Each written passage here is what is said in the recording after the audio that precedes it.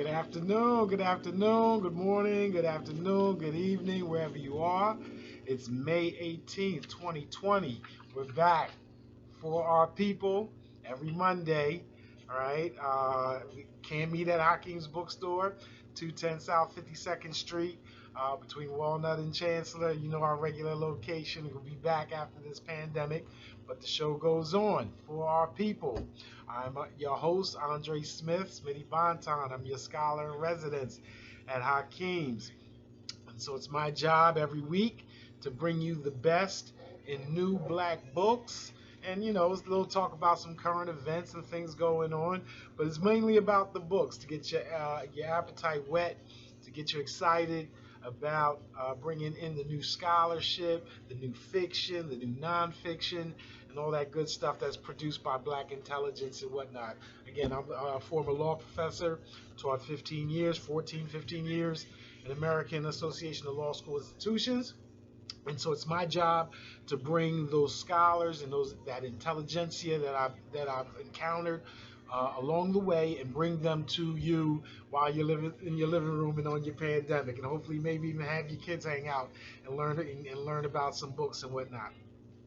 Again, we're representing for HakimsBookstore.com, Hakim's Bookstore on Facebook, Hakim's Bookstore on Instagram. We're also you can also find me on my personal YouTube channel. That's AfrolanticanJurisprudence on YouTube. AfrolanticanJurisprudence on YouTube. We're gonna get a little flyer later with with the stuff with the captions at the bottom and all that. We're gonna do big things in 2020. As a matter of fact, I'm gonna talk about some of them and how we're gonna advance this program and lots of others come in June. Right? June's special day for me. I turned 50, June 8th, 2020. And from that point forward, from 50 forward, we got some big plans. I'm going to mention a few things about them today and hope you guys are around for them. But for right now, what I want you to do is go to GoFundMe.com, right, and look up Hakim's Bookstore and donate what you can. Again, bookstores, just like all the other businesses that are forced to shut down at this time during this epidemic or this pandemic, really need your support. And I'm going to talk about that in more detail because these are institutions that need to survive in our neighborhoods. We're seeing so much flight of capital. I'm not talking about just money. We're talking about human capital, social capital, political capital, and also the financial capital. We got to save our black businesses, and especially those businesses that add value to the community instead of taking value away from the community, right? I'm all for the restaurants. We want to support all the restaurants, but we're going to feed our bellies and feed our brains, right? Hakim's Bookstore and all the runs around the country. Marcus Books, Caribou, Pyramid, wherever you're at. Big ups to you, Black and Noble in Philadelphia, Uncle Bobby's, Harriet's, all of that. Everybody, hopefully we're going to get back in, and we're going to talk about a program that I'm going to try to institute in a month or so about saving black bookstores. All right, so before we get into the meaning of this, but for our theme today, that's actually not our theme. Our theme today is Malcolm X Day. Okay, Malcolm X's birthday is tomorrow. I'm sure most of you know, if you're tuning into what I'm talking about week to week to week, you probably already know that May 19th is Malcolm X Day. Now, if you're off of work already because of the pandemic, then great. On the other hand, for those of us that normally take Malcolm X Day as a holiday, it reminds me of Ben Joseph Yakinen, who says, it's great that Stevie Wonder and everybody, we all came together and we got a holiday, a federal holiday for Martin Luther King. However, we don't need that. If you want to take that day, take that day. I take that day, right? Regardless if I was in law schools, if I was teaching, if I was working, if I was not. It's up to you to decide which days are most important to you. So, happy Malcolm X Day tomorrow, May 19th. I'm going to talk a little bit more about some programs and some things that I'm going to be involved in when it comes to Malcolm X Day. But when we talk about Malcolm X, we're definitely talking about black books. We're talking about black institutions, right? We're talking about building up the black nation. Shout out to always, always during this COVID time, shout out to all the black healthcare workers, right? Shout out to all the brothers and sisters that are essential, that are out there making it happen, keeping this economy going. I wish you health. I wish you life. Big ups specifically to Jasmine Rogers, who has been doing double shifts, 5, 6 days out of the week to take care of my mother. Right, my mom is still out there kicking it, and my grandmother who's 103, right, still doing it. So if you don't want to wear a mask, if you don't want to social distance for yourself, think of my mom and my grandmother and do it for us, all right, if you don't mind. We can't do this show without mentioning again the death of Ahmaud Arbery, but we can't just stay there and not talk about the brother that got stomped out by the white kids in Idaho. We can't mention him without talking about the brothers and sisters that are getting beat down in New York City by the New York City Police Department. Can't talk about that without talking about the brother that was killed in Louisville, Kentucky, or the sister that was killed in Louisville, Kentucky in her own home, right? I'm all about capital accumulation because I insist that is what's going to get our respect. It's not going to be wearing our pants in a certain way or shirt and ties or whatever. It is about having capital. It is about having financial, political, human, and social capital. And when you are when you have that amount of self-determination, you can make things happen. Capital is much similar to energy or capacity, potential energy. Right? And that's what we mean to increase when we talk about increasing not just financial, but human, social, and political capital. This is a long-range plan. Yes, protest and do all that, but our long-range commitment to our own wherewithal has to be primary, has to be in the forefront of our minds, in my view, at all times. It has to guide a lot of our decisions. Right? When we talk about our entertainment, spending our time, our leisure, our efforts, and whatnot. We don't have, as individuals, unbounded time, energy, and money. So in order for black folks to, as a minority in a democracy, for us to get what we want, we have to be more committed and more efficient than others. I see the commitment. In my view, we could do things more efficiently, right? So that's even what this is about, right? Instead of having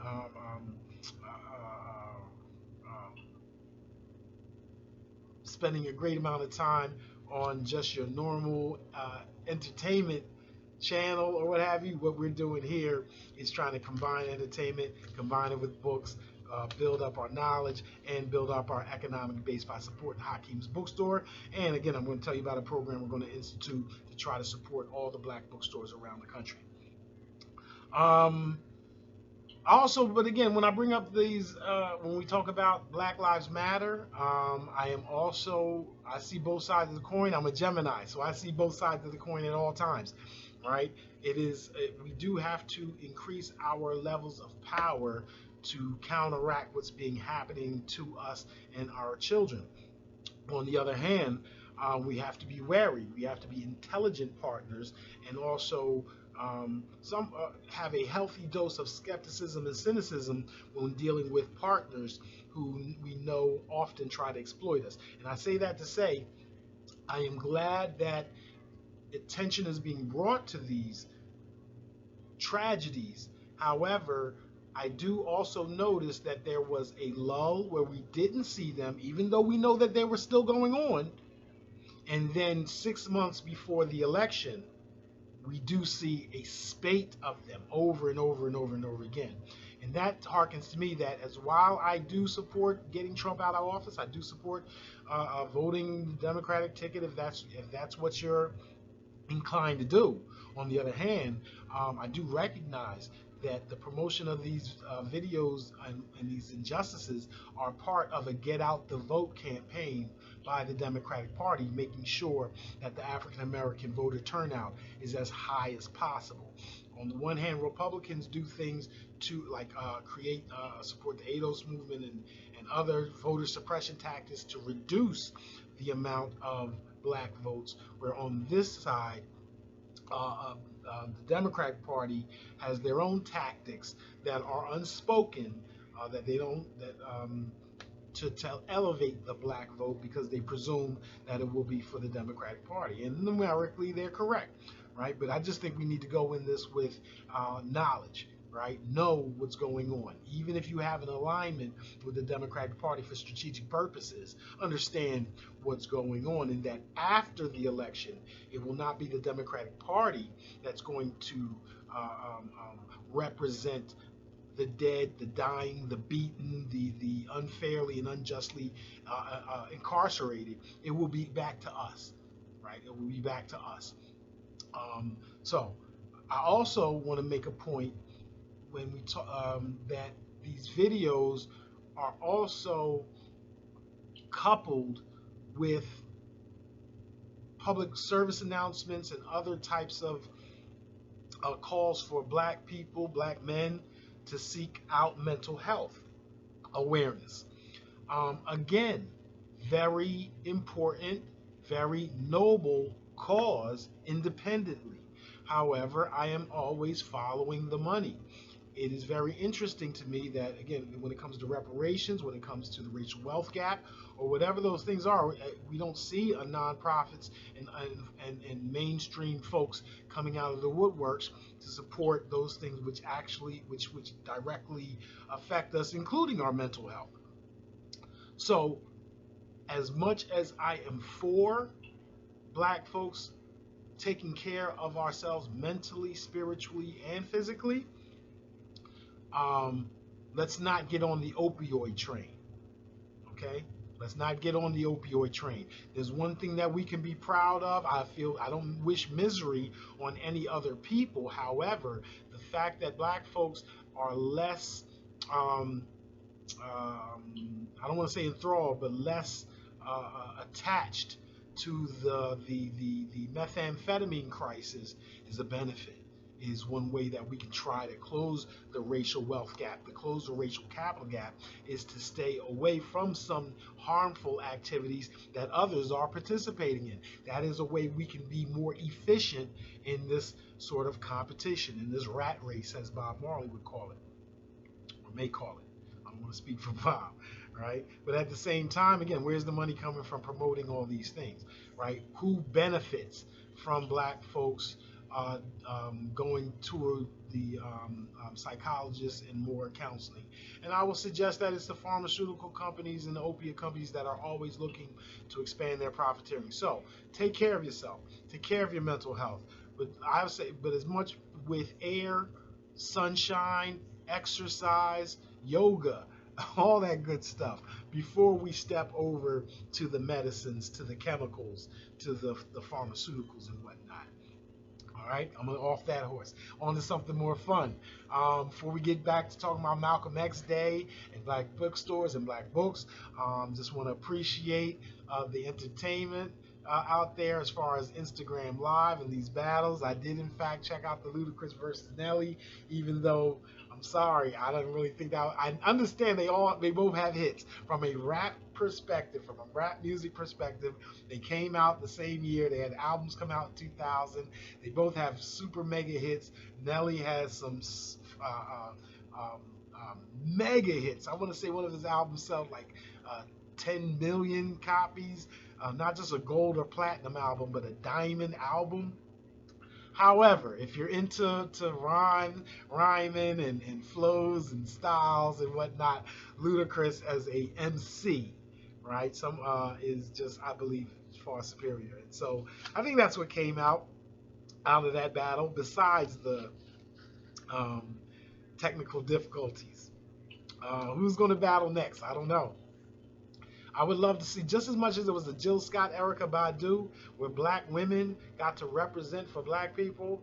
I really wish we could have a battle between a Nas and someone else who is conscious, or even especially on the R&B side. It's interesting that Erykah Badu and Jill Scott write songs and whatnot from the heart for our people, and we don't seem to have that from the brother side. We got some neo soul. But as far as consistent Afrocentric or black national voices, like back in the day with the Marvin Gaye, Teddy Pendergrass, Gil Scott Heron, if you think that's not deep enough, right? Stevie Wonder, Donny Hathaway, right?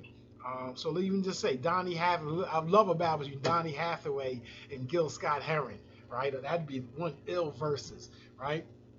But let's see if we can get one. I don't know, KRS-One. I don't know if you can put anybody on his level.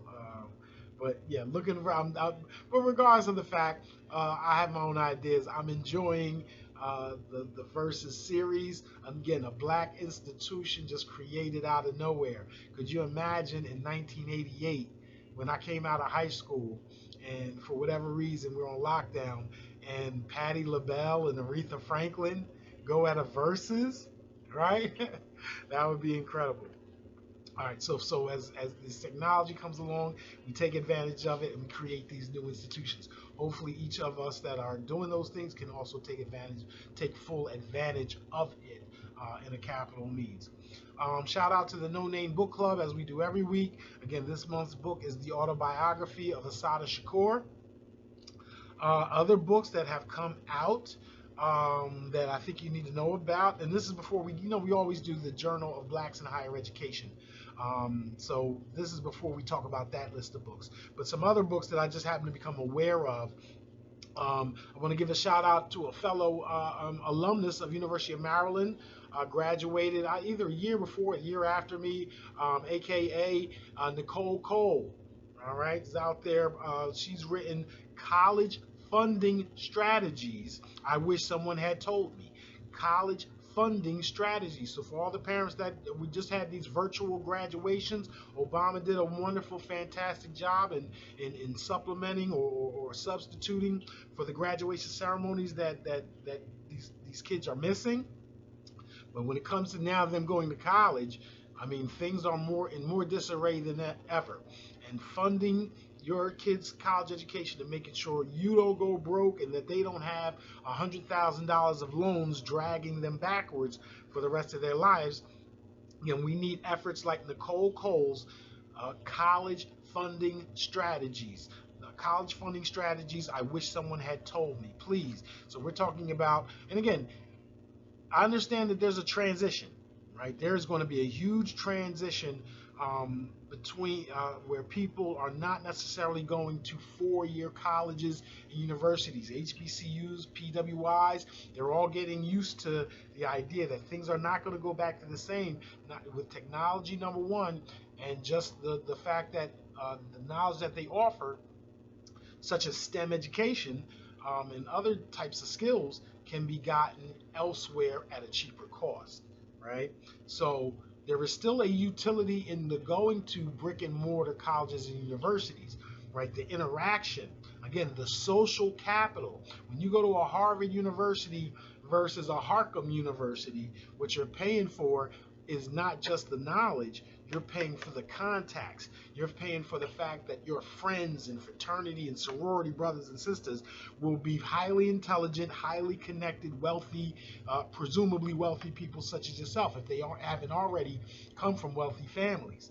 So paying to be amongst that crowd and mining that type of ore is some reason to still go to college if you are upwardly bound, right? Economically speaking. However, we do know that Afrocentric institutions, black institutions, we are going to have to supplement when it comes to education. We're going to have to produce these, supplement the fact that there's going to be gaps in social capital with as far as racism that you experience on campus. Again, my alma mater, University of Maryland, right, had the Lieutenant Richard Collins, stabbed to death by a white supremacist, presumably just because he was a brother in a uniform, and not only that, on a college campus. This white dude could not take the fact that this cat was so far superior to himself that he had to take his life. And so avoiding that, the physical threat, the mental threat of Eurocentric institution and based scholarship, right? Being able to create scholarship on our own, and classes on our own and curriculum on our own, is going to be extremely valuable when it comes to this new transition. Um, Again, going to talk about that a little bit later, or as we're just going to keep talking about that, right? That's what we're all about when we're talking about For Our People. Shout out to Listervelt Middleton. Shout out to Tony Brown's Journal. Shout out, we're going to talk about Karen Hunter and all the people that are also have podcast, Roland Martin, Rock Newman, all the people that are trying to bring that intelligence and strategy, right, to the black nation, to the black people and whatnot outside of academics and whatnot. So other books that have come out that I'm very particularly interested in, again, I'm an economic justice scholar. When it comes to law schools and legal studies, I've written books on taxation, tax law, and racial economic justice, black tax. I've written a book called Taxes, Death, and Trouble. I'm finishing my third book, Afro-Atlantican-Jurisprudence. So I'm always interested in the economics of subordination. Yeah, pain and fear, incarceration, all those things are racially subordinated circumstances. However, the racial wealth gap and economics is what it's all about. They didn't bring us here to kill us. They brought us here to work cheap so that they could get wealthy. Right? So any black nationalism or resistance or even understanding of racism or white supremacy that doesn't include economics is not something that I can hold on to. Now, this scholar right here that I'm going to talk about is a white guy, Gene Sperling. I worked for a black judge 20 years ago at the U.S. Tax Court, and one of his good friends, or colleagues at least, was Gene Sperling. I've never met the man, but he has a book out called Economic Dignity by Gene Sperling. And this is a dude that's in the highest ups of government. So if Joe Biden or whomever, I mean, this book was endorsed by Stacey Abrams, Hillary Clinton, Michael Sandel. So this is what they're talking about at the highest levels of the Democratic Party. And I want to say Democratic Party instead of progressive parties. Gene Sperling I doubt that he is a Barry Sanders staffer, right? He's more to the center when he talks about economic dignity. Here's a piece from his book, or at least a review. Economic dignity, Sperling maintains, can be seen as resting on three pillars. The first, the capacity to care for family without economic deprivation, denying people the capacity to experience its greatest joys, the birth of one's children, the companionship of a loving partner, the love of family and friends, the fulfillment that comes from providing. The second, the right to the pursuit of potential and purpose, including the right to first and second chances, the right to life of active striving. The third, economic participation with respect and without domination and humiliation. All three pillars are rooted in the highest and most noble values of the American project. So again, this is written by a white guy talking about basically dealing with wealth inequality, right? Instead of dealing with talking about what money or what is the distance or whether we should or should not redistribute wealth, the question is, what is the goal we're looking for? Right? Instead of an exact percentage that each person is due, he says he basically maintains there is a lifestyle that each person should be able to expect if they have a full-time job. That if you have a full-time job, you should be able to take care of your kids, right, and see them born, take care of your partners, and have a right to pursue your potential and purpose, have second chances, etc. The white scholars or the Eurocentric scholars, if you want to call them that have policies that would help the 99% or even the bottom 20%, which black people are disproportionately a part of. The scholars that address them include Thomas Piketty, Gabriel Zuckman, Joseph Stiglitz, Paul Krugman, David K. Johnston. He's more of he's a law professor and journalist more than an economist. However, his work on exposing corporate tax shelters and all that is just as important as any other economic scholar and theory out there. Michael Sandel, the philosopher. So there are as Afrocentric and black nationalistic as we may choose to be, we're not. I am still cognizant of the world around us and what is happening economically, because those things also affect us. Even if we don't necessarily drive the train, we still need to see what the weather is when we go outside, if you know what I'm saying. All right, so that brings up to a book that I'm really excited to talk about. This one is by Isabel Wilkerson. You know that name, right? You're like, I know that name. Yes, Isabel Wilkerson, the first black woman Pulitzer Prize winning journalist. She is the author of The Warmth of Other Suns. You remember the book? Right, about 5 years ago, The Warmth of Other Suns, about black migration from the South. So she has a new book out, or I'm sorry, it will come out August 2020. It's going to be called Caste, The Origins of Our Discontents. Caste, C-A-S-T-E. C-A-S-T-E. Let me read you a little bit from the description, and I'm going to give my take on the word caste, because again, as an economic justice scholar, that's up my alley. The Pulitzer Prize winning best-selling author of The Warmth of the Other Suns examines the unspoken caste system that has shaped America and shows how our lives today are still defined by a hierarchy of human divisions. As we go about our daily lives, caste is the wordless usher in a darkened theater, flashlight cast down in the aisles, guiding us to our assigned seats for a performance. Woo! The hierarchy of caste is not about feelings or morality, it is about power. Which groups have it and which do not. What? Speak. In this brilliant book, Isabel Wilkerson gives us a masterful portrait of an unseen phenomenon in America as she explores through an immersive, deeply researched narrative and stories about real people, how America today and throughout its history has been shaped by a hidden caste system, a rigid hierarchy of human rankings. Go to any restaurant. You know what we're talking about when caste. All you got to do is go to any restaurant. Who is the manager? Who is the maitre d'? Who will be on the register? Versus who are the waiters? Now, versus who are the cooks and the busboys, right? So, again, agricultural work. And this is so poignant at this point, because when we talk about COVID and who is bearing the brunt of this deadly disease, it is us, because we are in the lower racial caste. That is the point of caste, whether it was in America antebellum, whether it was in Nazi Germany, whether it was in India, where people think caste was originated. Who the Dalits, the untouchables, get the dirtiest jobs, right? If you were in a country that had a king or a monarch with absolute power rather than a democracy, right, you would, instead of a market-based decision on who has the worst jobs, it would come from the authorities, right? And so that's how caste systems have developed. And so who has the worst jobs? That's part of a caste.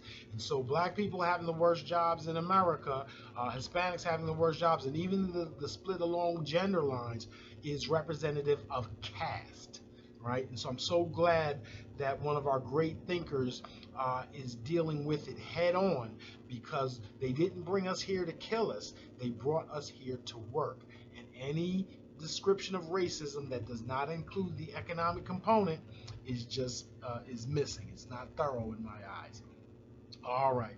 So when we talk about this caste and we talk about escaping it, that's right. When we're talking about self-determination, that's what we're talking about when we're talking about creating black capital in the human, social, financial, and political sense, is to escape that caste, to have instead of our occupations given to us, for us to determine it with the full of our humanity.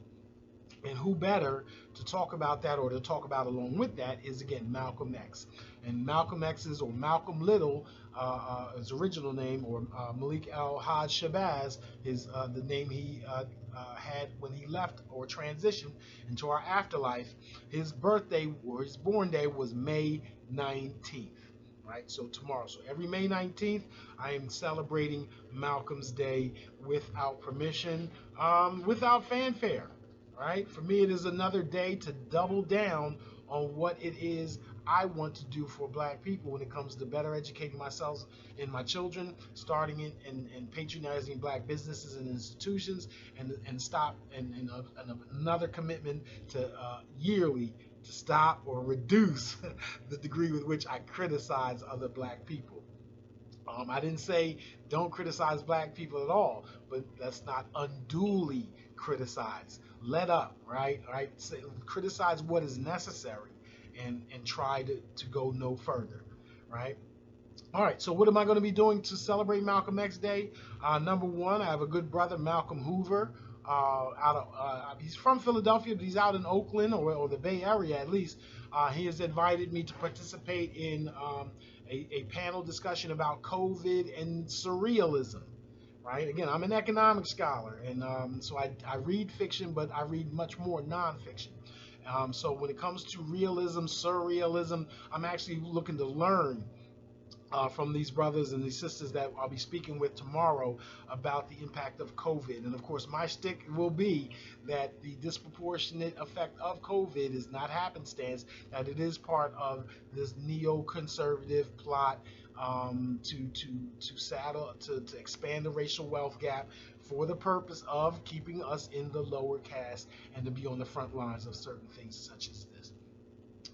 Tomorrow on May 19th, there's also another panel discussion going on. If you have a chance, check out the Universal Hip Hop Museum, right, up in New York. They're having a special or a celebration for Malcolm X, but they're going to feature the last poets. You know, the last poets, right? Not the revolution who will be televised. That's Gil Scott-Heron. I heard y'all out there. But niggas are scared of revolution. Right? Oh, ultimate jam. I don't know which one I like better. Probably because the other one's been kind of adopted and run into the ground by mainstream forces. Niggas are scared of revolution. Whew, is such a powerhouse poem and piece and forerunner to hip hop. So looking forward to that panel discussion for the Universal Hip Hop Museum. I think it's at 7 o'clock, but don't mind me. Don't listen to me.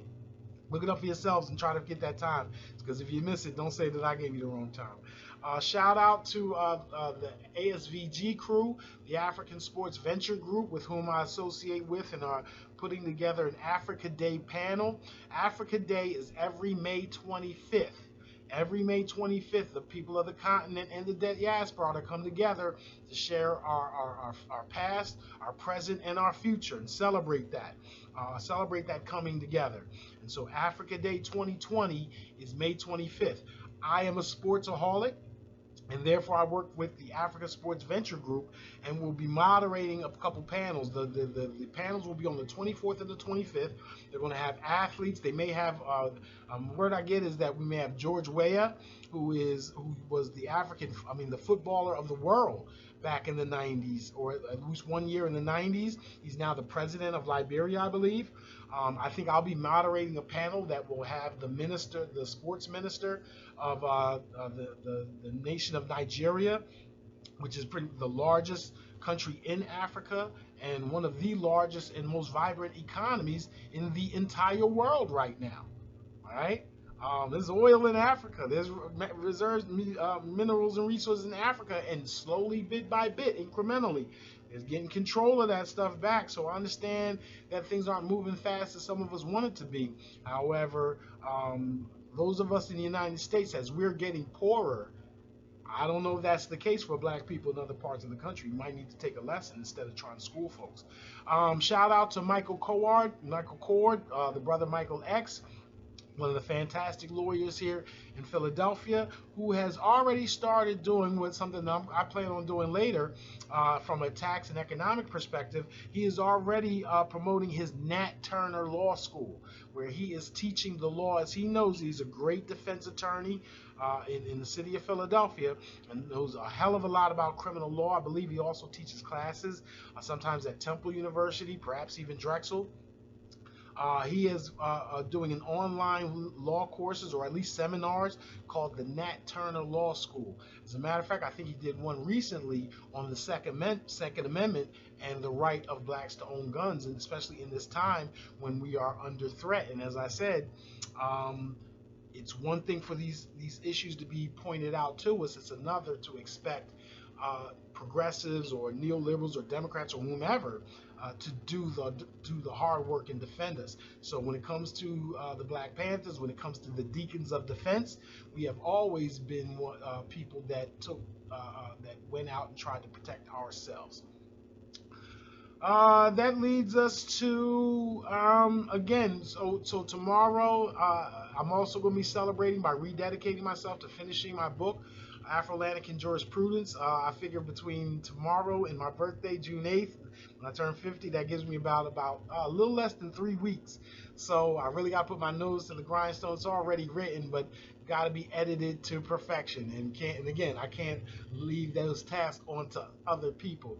After I go through this round and maybe a third round, I can have someone proofread it and all that other stuff. But I have to give it to them in tip-top shape. So I'm rededicating myself to that. Once it is available, I will probably be self-publishing it once again, but I want to do this something a little different. So in conjunction with the mission or drive to save Hakim's Bookstore, to save Black bookstores generally, we're going to create a whole Afro-Atlantican or Afrocentric cyber world called Afrolantica, where we're going to bring scholarship, where we're going to have for our people, where we're going to raise money for Black bookstores, where we're going to have grants, programs for the donations to support those institutions and really build them up to being not just bookstores, but to be satellite Black institutions, brick and mortar and in cyberspace. We have this opportunity as HBCUs and other colleges and universities are flailing. We have the responsibility to to take the new economy and find ways to thrive in it. And so when my 50th birthday on June 8th, that is exactly what I plan to do. I want you all to come along for the ride. We're going to create Afrolantica.com. There's already an Afrolantica.com. I already created it. But I'm going to rededicate and redesign, recalibrate, and try to make it the portal for the place to be in Afrocentric cyberspace. I mean, we're talking about where you can learn about, buy Black books, Black scholarship, entertainment, and even a little sports and artistry, right? And those are things that, again, as Black institutions, we know that we can't leave those things to others because they will be produced in a way that debilitates us, that reduces our brain power, that divides us amongst each other, a lack of social capital. Of things that will divert us from political engagement. So it's very important for us to put those things together ourselves, and that's what I intend to do come this June.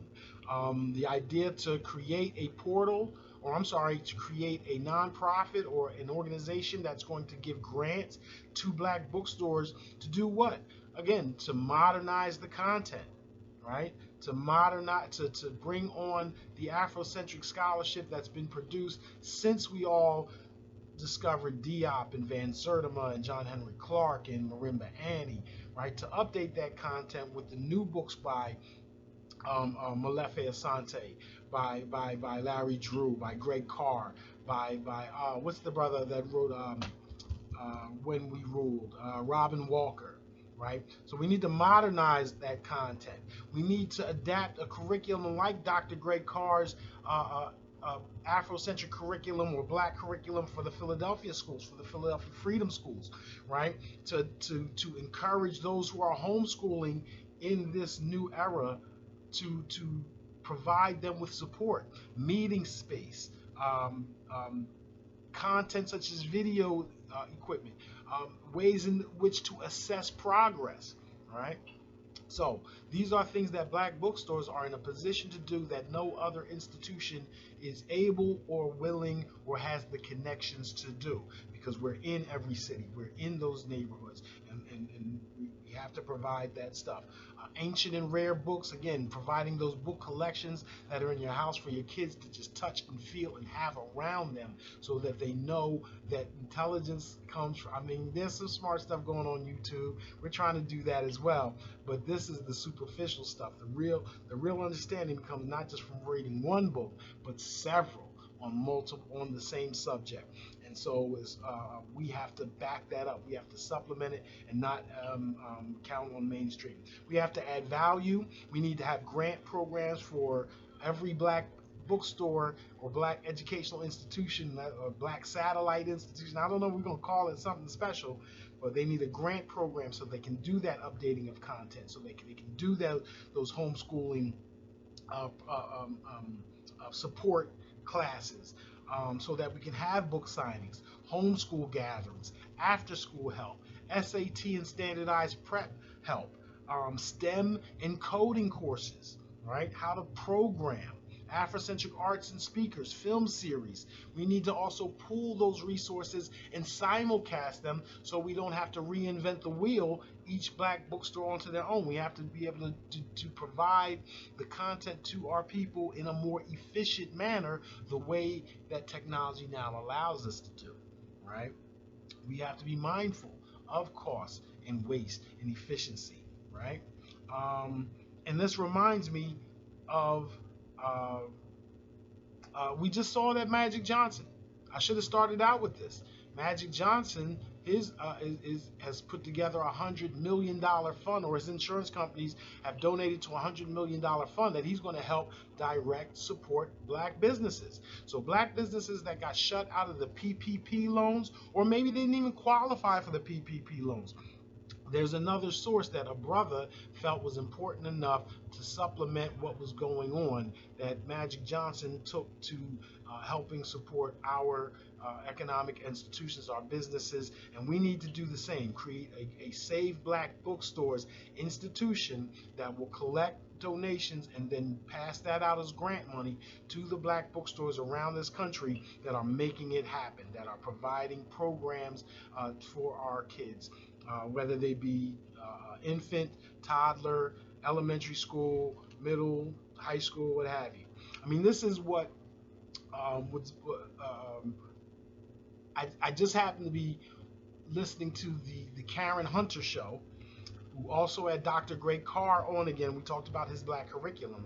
And he just went on about Ebony and Jet, Lerone Bennett being the scholar in residence for John H. Johnson, and how we melded the commercial selling of the Negro Digest, Negro World, Ebony, Jet, how they were edutainment institutions from the beginning, that Lerone Bennett was hired by John H. Johnson to bring intelligence, to bring the stories of Africa, John Jackson, and all that in every episode, in every magazine, in every issue, to teach people along with the gossip and the entertainment and the sports and the celebrity and the high society, but also to have in every barbershop and hair salon a copy of Ebony and Jet that also had the kings and queens of Africa, Kempa Vida, Queen Nzingas, Queen Hatshepsut, right, Imhotep,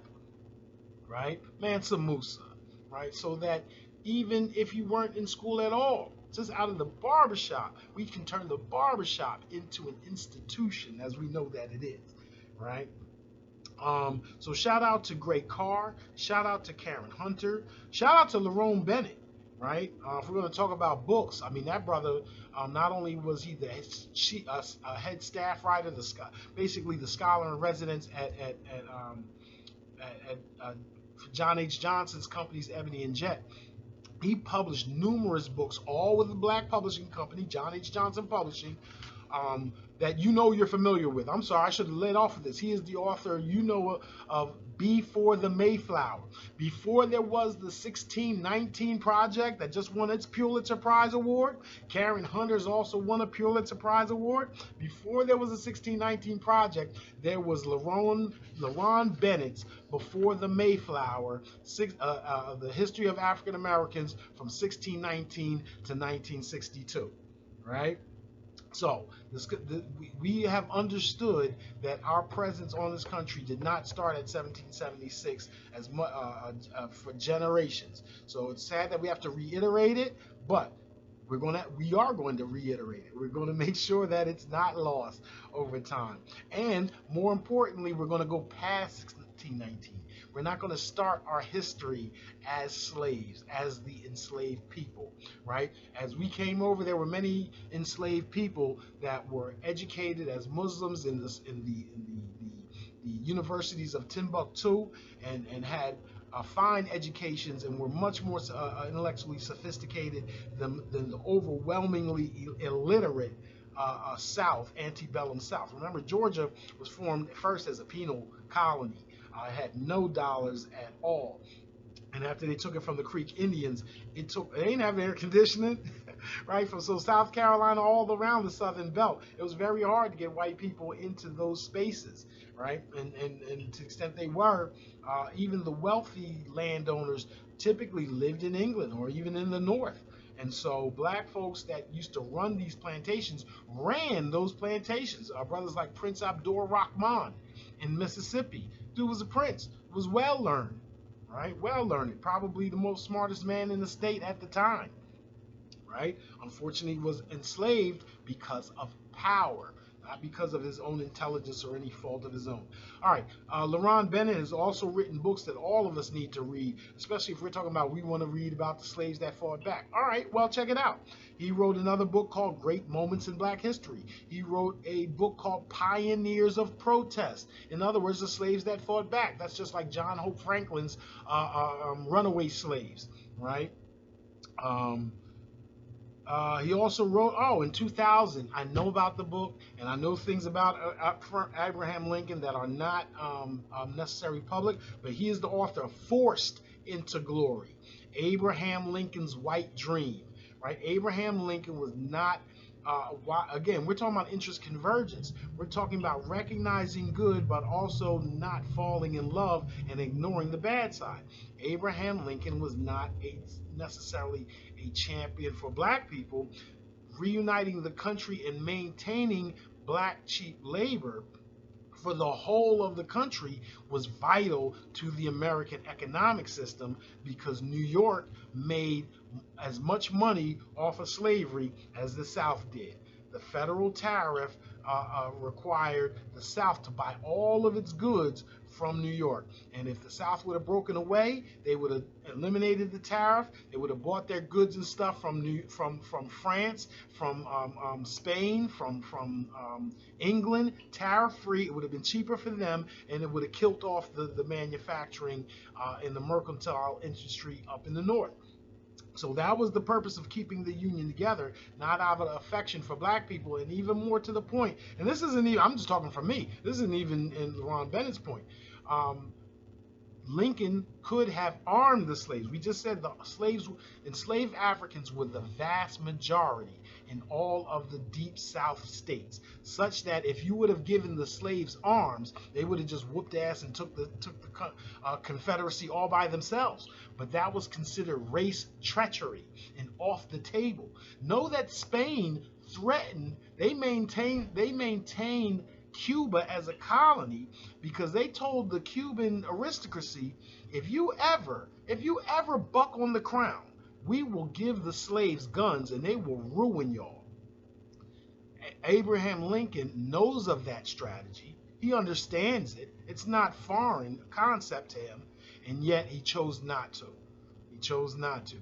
White lives and black regiments and all that are going to fight one of the bloodiest wars in human history, because we're not going to trust giving guns to black folks, even though they're the 70-80% of population in some of these southern states, and almost hardly different than Haiti at the time of its revolution. So LaRon Bennett, Dr. Greg Carr, Karen Hunter, check out the Karen Hunter show. Right, she's also won a Pulitzer Prize. Isabel Wilkerson won a Pulitzer Prize. So is Karen Hunter. Please make sure you check out her show. Do I have it? Yeah. Monday through Friday, 3 o'clock to 6 o'clock on Sirius Radio, channel 126. I'm just getting familiar with this sister, and very much enjoying the programs and definitely the people that she's bringing on board. All right, so we're going to close this out by talking about, again, the point was to talk about black books. That's every week.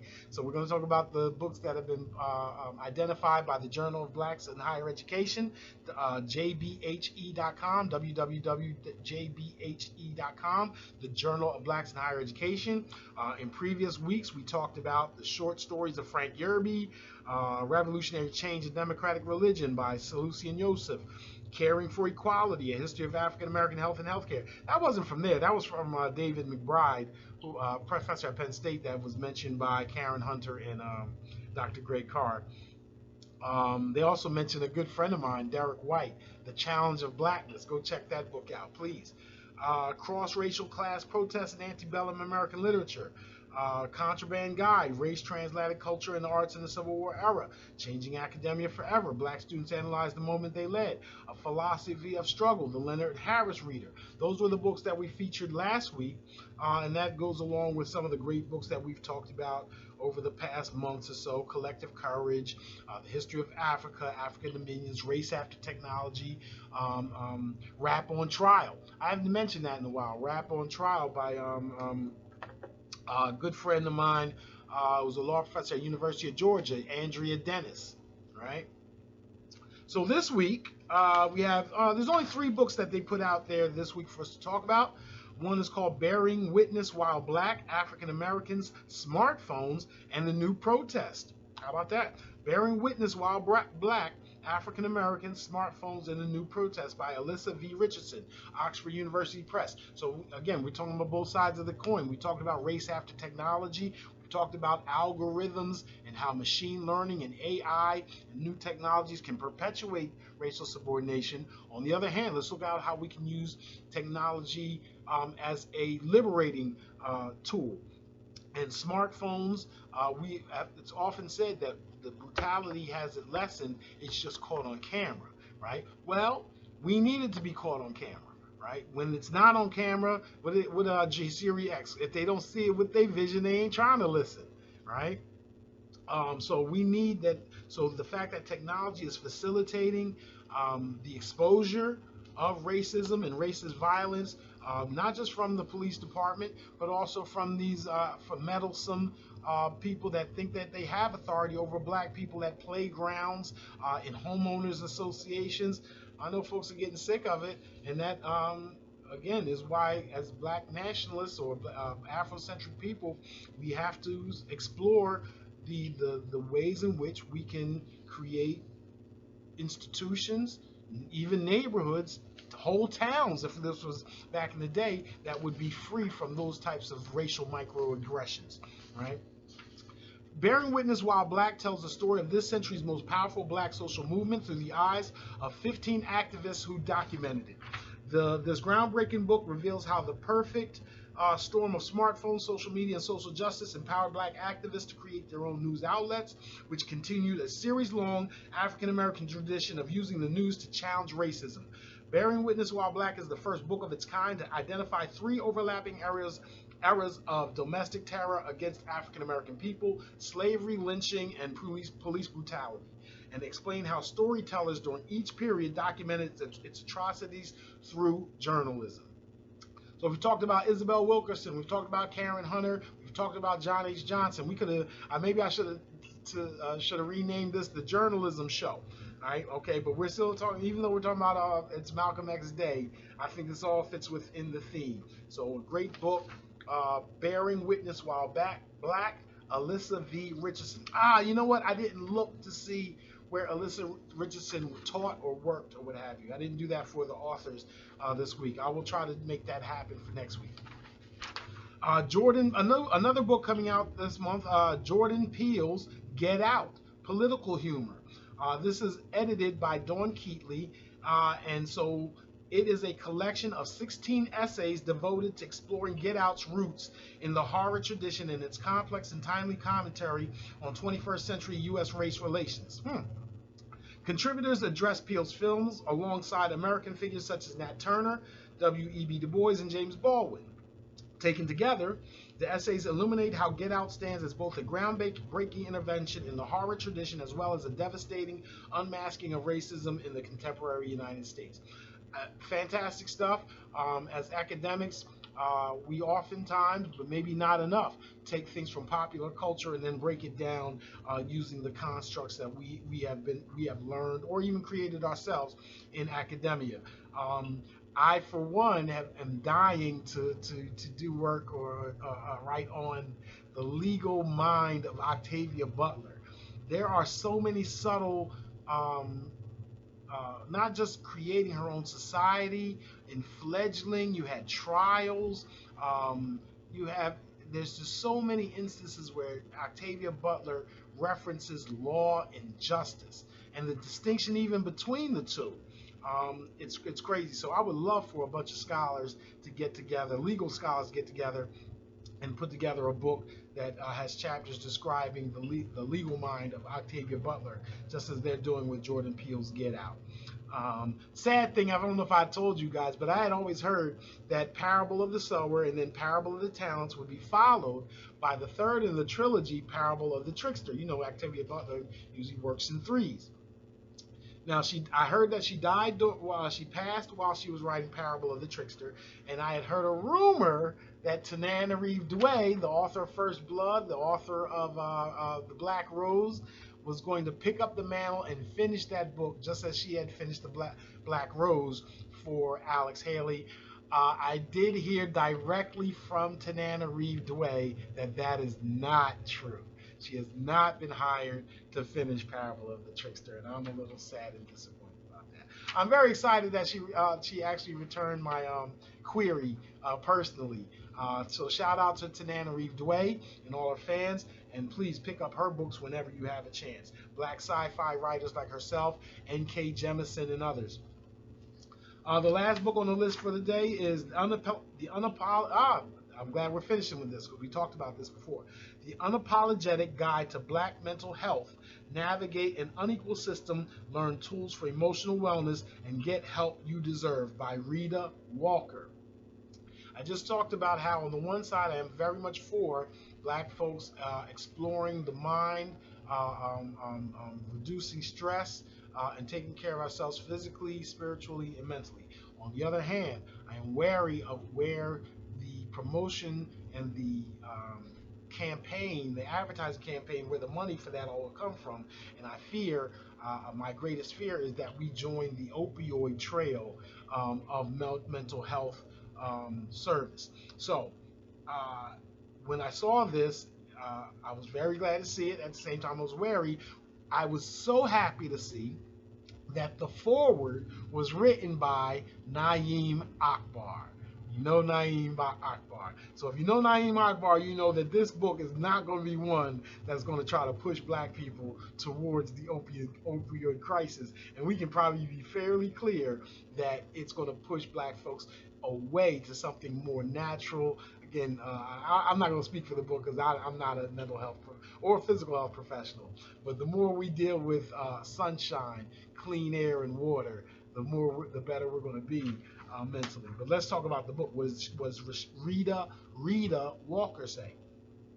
In the Unapologetic Guide to Black Mental Health, psychologist and African-American mental health expert Rheeda Walker offers important information on the mental health crisis in the Black community, how to combat stigma, spot potential mental illness, how to practice emotional wellness, and how to get the best care possible in a system steeped in racial bias.